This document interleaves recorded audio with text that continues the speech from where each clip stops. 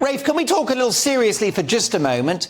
Did the police go too far with the royal protesters? Well, look, I'm all in favour of peaceful and protest that's not disruptive. There are mixed messages as to why precisely Graham Smith, the head of Republic, and his cohort of conspirators were actually arrested. They think it was an innocent misunderstanding about items they had that could be misconstrued as being items you could tie yourself to lampposts, much like Just Stop Oil did. I would have liked the protesters to actually have come out, because Republic is rather a motley crew. I've seen them in action for over 20 years, and there's nothing more dull and drab than a Republic protest. They're such grey, dour souls, surrounded by hundreds of thousands of happy, patriotic people celebrating the monarchy. I think it's a wonderful contrast. If Republicanism was a serious force in this country, they'd be out in thousands rather than just tens or hundreds. Republicanism has been the biggest political failure of modern times, so I say the more exposure they get, the better. Now, Rafe, did the coronation live up to the hype? I just came into GB News earlier today, and I bumped into one of our commentators who said he thought it was a damp squib. Is that unfair? An absolutely damp squib. You know, I was one of those who had criticised some of the decisions regarding traditions that would be abandoned and attempts to modernise, but I'm happy to say that I was proved wrong. It was a triumph. You know, I used to know many years ago the late Maharaja of Drangadra, a wonderful old man who used to rule his Indian princely state, and we discussed this coronation many years ago, and he said any attempt to modernise the coronation would be an act of wanton destruction of a World Heritage Site akin to demolishing the Taj Mahal or Stonehenge.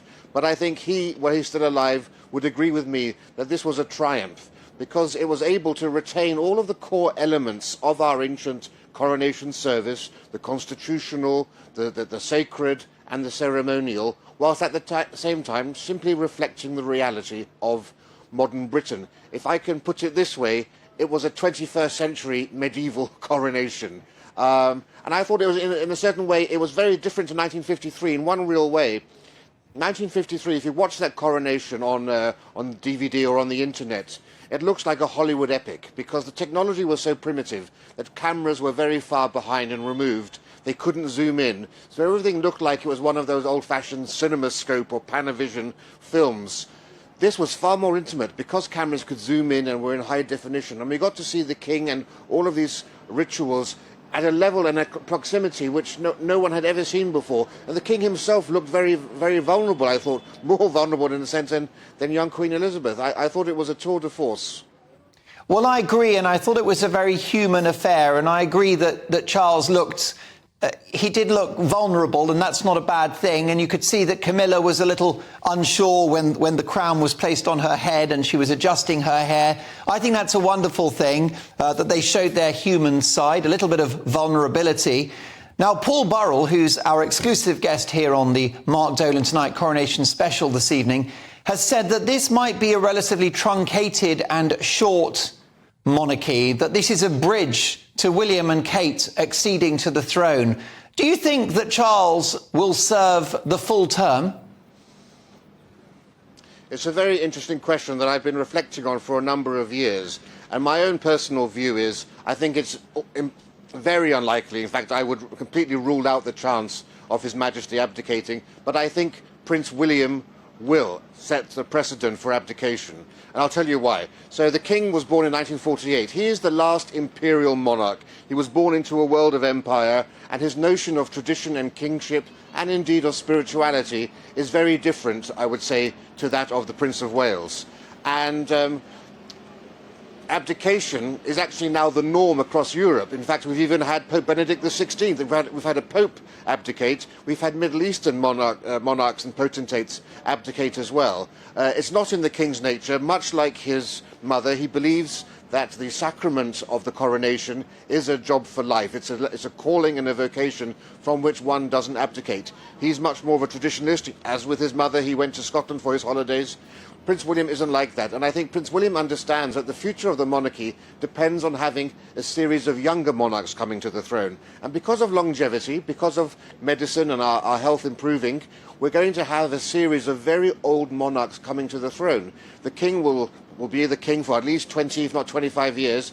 The Prince of Wales and the Princess of Wales will be quite old themselves when they come to the throne by that process. So I think if Prince William's thinking may well be, I'll abdicate at the age of 70 and give Prince George a chance at the throne at a younger age, because the great moments of recent royal history have been the young Victoria, aged 18, the young Elizabeth at the age of 26, creating this new Elizabethan era. That's been inspirational, and that's renewed the monarchy and given it that jolt of fresh, new, young blood that I think it may need in the future.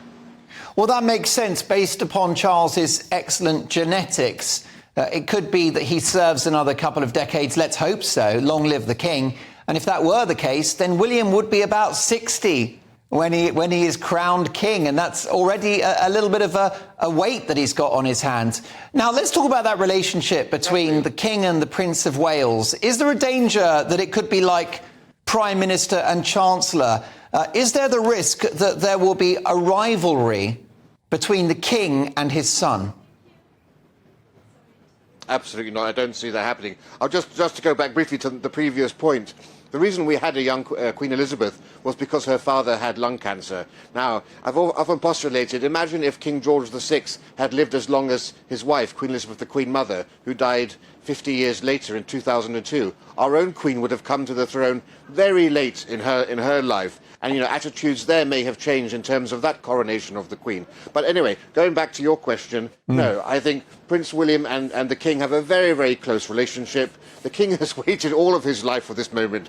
I mean, Prince William and the Princess of Wales are entirely realise that their role is to be the support, the strength and stay of the King. And everything that we've seen so far has shown that they really do understand that and that they intend to act as the support act. But very much so, the idea of the king is to put them front and centre too, to show the continuity of the monarchy. When you looked at the coronation today, you saw the king in his chair, but next to him was Prince William, who was himself separated from the rest of the royal family, including his wife and children. The coronation is not just about showing us the stability of 1,000 years of monarchy, it's also showing us visually the continuity of the monarchy over the next 2 generations.